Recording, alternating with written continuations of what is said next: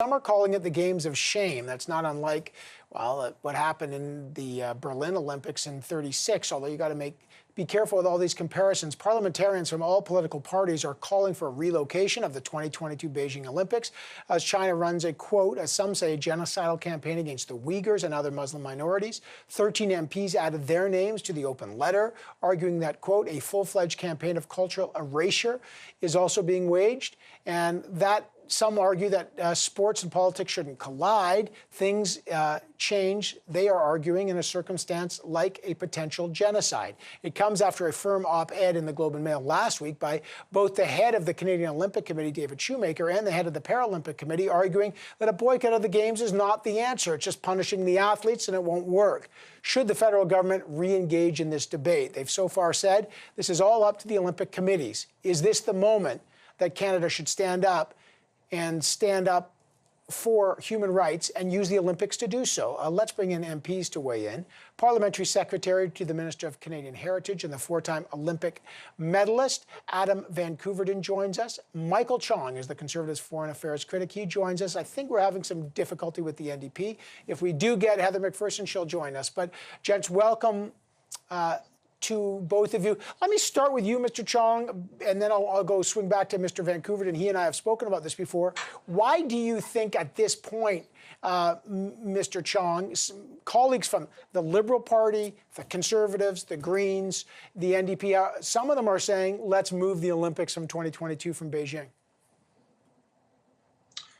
Well, we think everything should be on the table for consideration. It's clear that China has changed and that it is increasingly threatening Canadians and Canadian interests. It's also undertaking a genocide in Western China. And in that context, I think we have to review our relationship with China. We have to come forward with a new framework on China and take a much tougher stand on China. And so I think everything should be on the table, including the consideration of a boycott. You didn't sign the letter, although others did. Adam Van Koeverden, the government's position is that this won't make a difference. It's up to the Olympic Committee.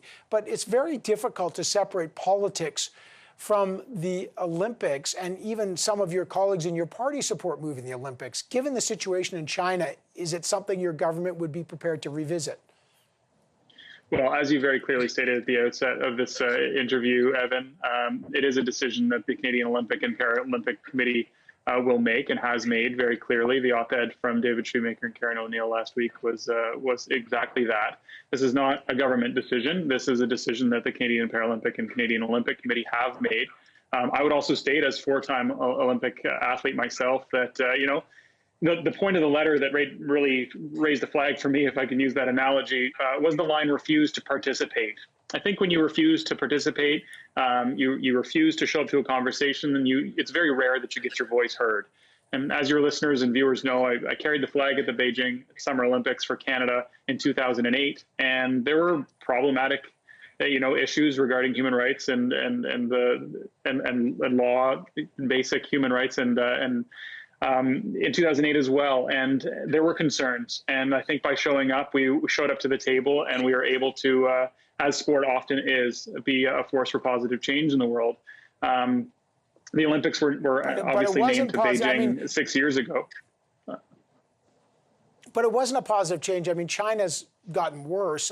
I guess, Mr. Chong, one of the answers here is, look, there's a fair point. Why punish the athletes? Why should they do the job that governments, if you want to suspend trade, if you want to do trade, do that. But why use athletes for that, sir? Well, we're not saying that boycott is necessarily the way to go. What we are saying is this. First, it's clear that China has changed and is threatening our interests, our citizens, our companies, our farmers, and threatening our values with the genocide that's taking place in Western China, with the human rights violations and violations of international treaties that are taking place in Hong Kong, and so many other things. And in that context, we have to work with our allies to counter China's increasing threats to Canadians and to our values. And so we shouldn't take anything off the table as we deliberate with our allies about what to do to counter these threats. That's our position. I think ruling out any course of action is not the way to go at this point. I think everything should be on the table as we reset our relationship with China, and as what we believe the government should do, as we believe they should come forward with a new framework on China that takes a much stronger stand in defense of our interests and in defense of our values. Yeah, but does that include a stronger stance? Can exclude the Olympics? Mr. Van Koeverden, back to you. Look, the thing about our values is it's hard to protect our values when Olympians like you are subject to Rule 50, which you know. You're not allowed to use your podium platform to make any political statement.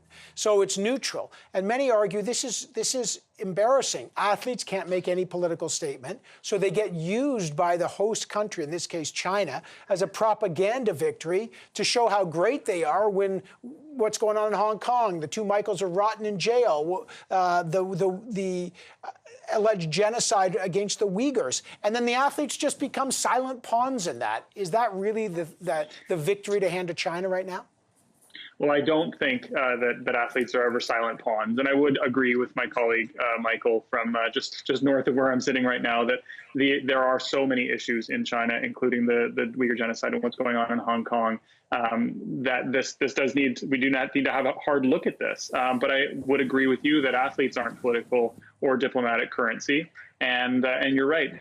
Athletes are, I would say, encouraged not to make political statements on the podium, but then you only have to look back to like 1968, which was one of the most iconic moments on the Olympic podium, where John Carlos and Tommy Smith raised their hands in defiance of anti-Black racism. And there have been other opportunities since. When the Olympics were in Russia just 7 years ago, Canadian athletes took the opportunity to raise issues of LGBTQ2S+ rights, and that was an opportunity for them to use their platform. Just this summer, we saw athletes in the WNBA and LeBron James use their platform for something positive. And like I said earlier, if you don't show up to a conversation, then you're unable to have your voice heard. But I would agree with my colleague, Michael. Guys, sorry, hold on. Evan, I couldn't hear you. Yeah, I know that's okay, but just one thing. Mr. Van Koeverden, you've said there's a genocide against the Uyghurs. Mr. Chong said there's a genocide. Guys, if our government is saying there's a genocide going on and you're both agreeing publicly that there's a genocide, how was this even a conversation that we would trade and and send athletes to a country if you both agree there's a genocide? It seems like this would be the height of an immoral thing. How do you explain? I'll just leave it. You're a former athlete, Mr. Van Koeverden. If you think there's a genocide going on, how would we even send athletes there? Well, I agree. If it's a very problematic situation, and I'm not suggesting that that action needn't be taken. It must be taken. But it's not the government of Canada's decision as to whether or not the Canadian Olympic or Paralympic Committee attends the Beijing Olympics. I would tend to agree that there are very, very important issues to look at, and that requires important diplomatic action. And, when Mr. Chong said that everything's on the table, I don't think that athletes are on that negotiation table or the chopping block. I think that I don't think that athletes are diplomatic currency, and I think it's important that we support our athletes and their ambitions. Well, okay. Unfortunately, I got about 10 seconds here, Mr. Chong. Go ahead. Evan, I'll say this. We believe a genocide is taking place, but our primary responsibility is to protect Canadians and Canadian interests. And as a small country relative to the superpower of China, we cannot act alone. That's been made clear to us over the last several years. And so whatever we do has to be in concert with our allies, like the United States, the United Kingdom, our European allies, Japan, Australia, and so many others. And so everything should be on the table as we work to defend these interests and these values. Well, I tell you, if there's I don't know what history's taught us in the last 75 years, but if our government believes there's a genocide taking place, I don't know why this is a difficult decision, but it's not for me to decide. Adam Van Koeverden and Michael Chong, I got to leave it there, but makes this a very difficult conversation. I appreciate the athlete's point of view too, but the word genocide takes it to a different level.